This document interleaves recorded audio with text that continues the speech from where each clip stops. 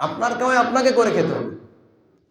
এখানে কামের কথা আসতেছে না, ইনকামের কথা আসতেছে না। ইনকামের কথা যে খালাম না ছলাম না, চোরের ভাগ নিলাম, এইটা তো মেনে নেওয়া যায় না। আপনার আমার দায়িত্ব আছে, সামনে বৃহস্পতিবার আমাদের জাতীয় সংসদ নির্বাচন, বাংলাদেশের একটা গুরুত্বপূর্ণ একটা বিষয়। কিন্তু আপনি আমি সাধারণ একটা জনগণ, আপনি আমি যদি ভোট না দেই এমন কোনো ক্ষতি হবে না। আবার আপনার আমার একটা ভোট নিয়ে যে সে একেবারে প্রেসিডেন্ট হয়েছে তাও আবার এমনও না।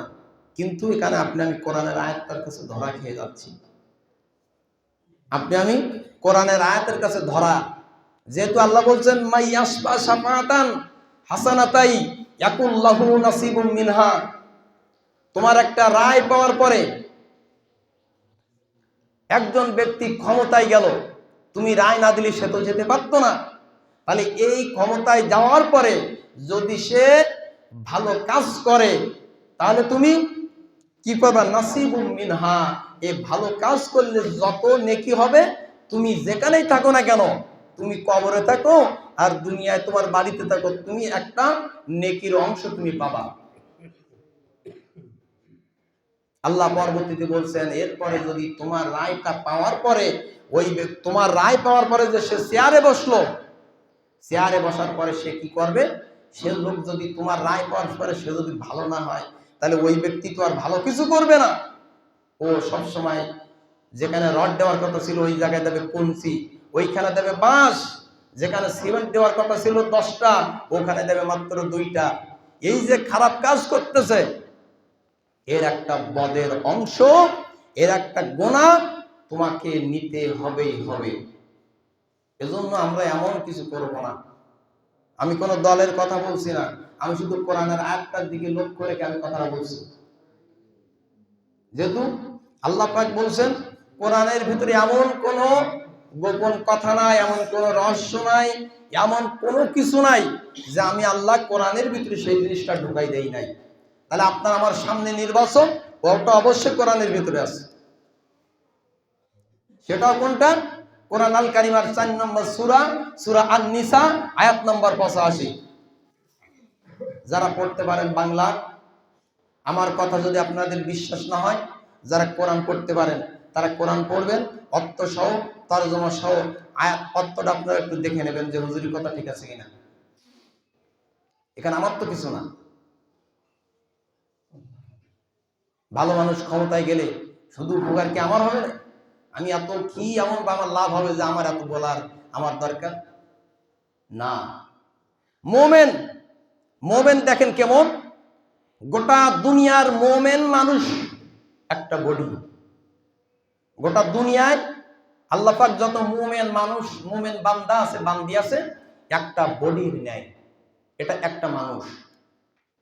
আপনার আমেরিকায় যদি একজন মোমেন বান্দার উপর যদি কষ্ট দেওয়া হয়, বাংলাদেশ থেকে আপনার অন্তরেও যদি কষ্ট না লাগে তাহলে আপনি মোমেন না। আপনি যদি এখানে বাংলাদেশে বসে যদি আপনি মোমেন দাবি করেন, তাহলে ফ্রান্সে একজন মুমিনের উপর কষ্ট দেওয়া হচ্ছে, এটাও আপনার অন্তরে ব্যথিত হওয়ার কথা, আপনার অন্তরে ব্যথা লাগার কথা, তাহলে আপনি মুমিন। এই আয়াতের কাছে ধরা আমি, এজন্য আমাকে বলতে হচ্ছে কথাগুলো। এজন্য আপনারা এমন কিছু করবেন না। সর্বোপরি কথা দেখেন, যে যাই করি না কেন আমাদের কাউকে কেউ কামাই করে খাওয়ায় না, যার কামাই তাকে করে খেতে হয়।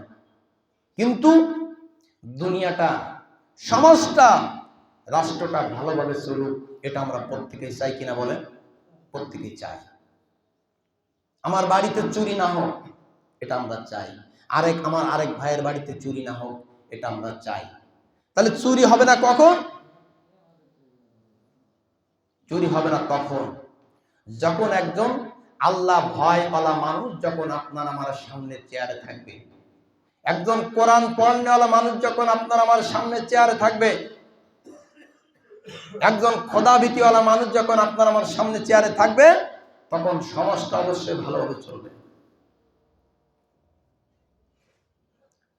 আর যখন একজন আল্লাহওয়ালা মানুষ, খোদাভক্ত মানুষ যখন বাংলাদেশের বা কোনো রাষ্ট্রের পার্লামেন্টের চেয়ারে বসে যাবে, তখন এলাকাটা, ওই দেশটা, ওই সময়টা সব কিছু আল্লাহর হুকুম মাফিক চলবে। খলিফাতুল মুসলিমিন হযরত আলী রাদিয়াল্লাহু তাআলা আনহু, ওনার খিলাফতকালে, ভালো করে কথাটা লক্ষ্য করেন, দেখেন আপনার আমার নেতা যদি ভালো হয় তাহলে সমাজটা পরিবর্তন হয়ে যাবে।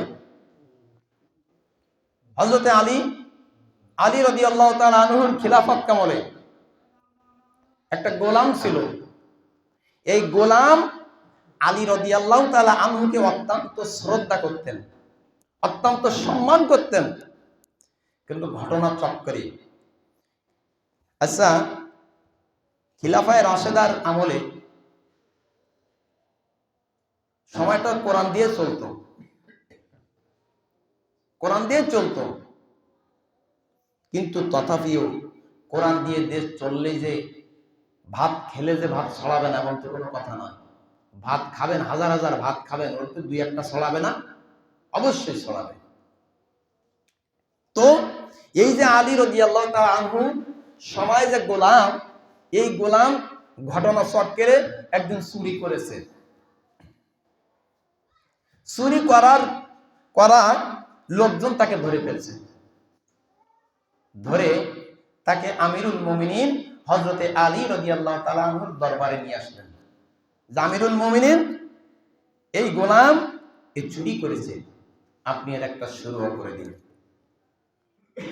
আমিরুল মুমিনিন হযরত আলী কালমারাজু এবার কি করলেন, গোলামকে ডাক দিয়ে বলেন, গোলাম রে, তুমি কি চুরি করেছো? গোলাম ডাক দিয়ে বলেন, হুজুর, হ্যাঁ আমি চুরি করেছি। এবার আলী রাদিয়াল্লাহু তাআলা ডাক দিয়ে বলেন, গোলাম রে, তুমি যে চুরি করেছো, আর কোরআনের বিধান হলো চুরি করলে তার হাত কাটতে হবে। এখানে আমার করার কিছু নাই, আমার তো কোরআন দিয়ে রায় দিতে হবে। সুতরাং আমি রায়টা দিলাম, তোমার হাতের কবজি থেকে কর্তন করা হবে, হাতের কবজি থেকে কর্তন করা হবে। এবার কি করলেন, আলী রাদিয়াল্লাহু তাআলা আনহু যখন রায় দিলেন, গোলামের হাতের কবজি থেকে আলাদা করে দাও, কেটে ফেলে দাও। হাতের কবজি কাটা হলো। এই কর্তনকৃত হাতের কবজি নিয়ে এই গোলাম যখন আমিরুল মুমিনিন খলিফাতুল মুসলিমিন আলীর দরবার থেকে যখন বাড়ির দিকে রওনা দিলেন, এই হাতটা, কর্তন হাতটা তার অন্য হাতের সঙ্গে ধরা তিনি বাড়ির দিকে চলতেছেন। এবার প্রতিমধ্যে বিশ্বনবীর সবচেয়ে বয়স বেশি সাহাবী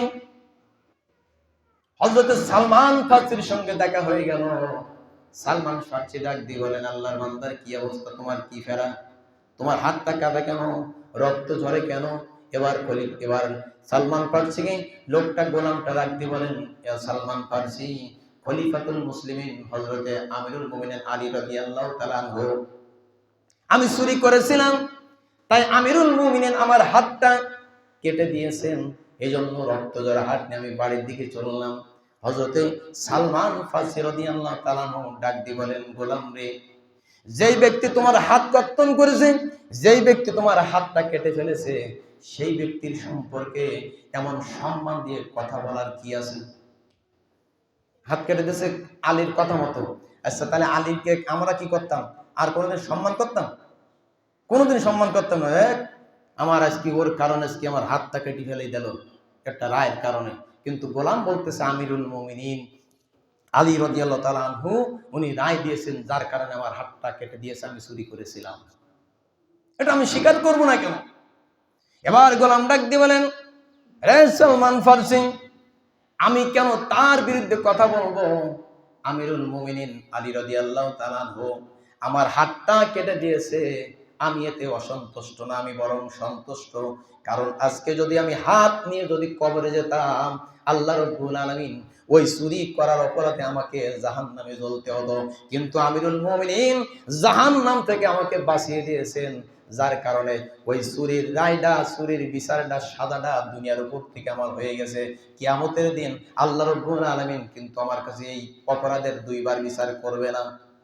যার কারণে কোরআনের ফায়সালা অনুযায়ী আলী রায় দিয়েছেন, আমার হাতটা কেটে দিয়েছে, এতে আমার বিন্দু বিসর্গ, আমার কোনো অভিযোগ নেই, আমার কোনো রাগ নাই, ক্ষোভ নেই, কোনো কিছু নাই।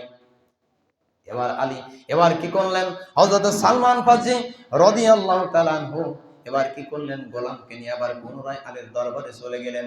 আমিরুল মুমিনিন খলিফাতুল মুসলিমিন আলী রে, এই যে গোলামকে আপনি হাতটা কর্তন করতে বলেছেন, হাতটা কেটে দিয়েছেন, তারপরেও এই গোলাম এত বিনয়ী, আপনাকে আপনার সাথে সম্মানের সঙ্গে কথা বলছে, আপনার সঙ্গে বেয়াদবি করে নাই। মানুষ মানুষের পিছনে বেয়াদবি করে, পিছনে খারাপ কথা বলে, কিন্তু সে করলেও করতে পারত, আপনার পিছনে যে আপনার বিরুদ্ধে নানা ধরনের কুচ্ছা খারাপ কথা বলতে পারত। কিন্তু আমি যখন জিজ্ঞেস করলাম তোমার হাত কে কেটেছে, সম্মানের সঙ্গে বলেছে আমিরুল মুমিনিন কোরআনের ফায়সাল অনুযায়ী আমার হাতটা কর্তন করে দিয়েছে, আমার বিন্দু বিসর্গ রাগ নাই, ক্ষোভ নাই। এবার কি করলেন, হযরত আলী রাদিয়াল্লাহু তাআলা বললেন, গোলাম রে দাও তোমার কর্তনকৃত হাতটা আমার কাছে দাও। এবার কি করলেন, গোলাম যখন তার কর্তনকৃত হাতটা দিলেন, আমিরুল মুমিনিন হযরত আলী রাদিয়াল্লাহু তাআলা এবার ওই হাতটা নিয়ে কাটা অংশের হাতের সঙ্গে মিলিয়ে দিয়ে বলেন, তোমার হাতটা এবার চাদর দিয়ে একটা কাপড় দিয়ে তোমার হাতটাকে ঢেকে দাও। হাতটা ঢেকে দেওয়া হলো। এবার আমিরুল মুমিনিন খলিফাতুল মুসলিমিন হযরত আলী রাদিয়াল্লাহু তাআলা হাতটাকে ঢেকে দেওয়ার পরে রব্বুল আলামিনের কাছে দোয়া করে, রব্বুল আলামিন আয় আল্লাহ তাআলা, আমি যে গোলামকে যে রায় দিয়েছিলাম তোমার কোরআন অনুযায়ী ফয়সালা করে দিয়েছিলাম, কিন্তু লোকটা বড় সন্তুষ্ট এই রায়ের উপরে। আল্লাহ গো দয়া করে মেহেরবানি করে আল্লাহ তুমি তার হাতটা পূর্বের মতো করে দাও। এবার হঠাৎ করে গায়েব থেকে ইলাহের আওয়াজ হলো, তুমি তোমার হাতের উপর থেকে কাপড়টা সরাও। এবার যখন সরানো হলো, দেখা গেল আল্লাহ রাব্বুল আলামিনের রায়ের, কোরআনের হুকুমের প্রতি, কোরআনের আয়াতের প্রতি, কোরআনের হুকুমের প্রতি শ্রদ্ধা করার বরকতে, আলী রাদিয়াল্লাহু তাআলার দোয়ার বরকতে আল্লাহ রাব্বুল আলামিন তার হাতটা পূর্বের মতো করে দিয়েছে। কোন সুবহানাল্লাহ। এজন্য ভাইরা আমার দেখেন, যদি আপনার আমার সমাজে যদি কোরআনের হুকুম দিয়ে যদি রাষ্ট্র, দেশ, পরিবার সবকিছু চলে, এখানে অশান্তির কোনো বালাই থাকবে না, কোনো বালাই থাকবে না। এজন্য আমার সময় একেবারেই স্বল্প, সর্বশেষ কথা হচ্ছিল, আগামী শুক্রবার আসলে আমরা যে কোনো একটা ফায়সালা পেয়ে যাবো ইনশাআল্লাহ, একটা ফায়সালা পেয়ে যাব। কিন্তু আমার কথা হচ্ছে, যেহেতু আপনি আমি জবাব দিই, তার ঊর্ধ্বে কেউ নয়। এখানে যত মানুষ আছি, সভাপতি থেকে শুরু করে একেবারে মুসাল্লি পর্যন্ত প্রত্যেককেই পুঙ্খানু আল্লাহ রাব্বুল আলামিনের কাছে অবশ্যই আপনাকে আমাকে জবাবদিহিতা করতে হবে। সুতরাং আজকে আপনার একটা সিদ্ধান্ত, ভোট মানে কি? ভোট মানে হলো রায়, মতামত। আপনি আপনার প্রতীক আছে, 5টা প্রতীক আছে বর্তমানে। প্রতীক আছে দাড়িপাল্লা, ধানের শীষ, কাছে, লাঙ্গল, হাত পাকা, 5টা প্রতীক। তাহলে আপনি 5টা প্রতীকের একটা প্রতীকে আপনি সিল দিলেন, মানে কি? আপনার মতামতটা ওখানে আপনি পেশ করলেন যে আমি তার উপর সন্তুষ্ট আছি। এবার এই সন্তুষ্ট থাকার পরে আপনার ওই ভোট, অধিকাংশ ভোট পাওয়ার পরে, যেই ভোটের ভিতরে আপনার ভোটটা ছিল, ওই ভোটটা পাওয়ার পরে যদি সে চেয়ারে যায়, চেয়ারে যাওয়ার পরে যদি এবার গাঁজাখোর, মদখোর, জুয়াখোর, নারীখোর এরাই যদি ওর দলের সদস্য মন্ডলী হয়, এ তো খারাপ কাজ করবে। আর যত খারাপ কাজ করবে, এর একটা বদের অংশ আপনাকেই পেতে হবে। সুতরাং কেউ কাউকে কামাই করে খাওয়ায় না, আপনার কামাই আপনি করেন।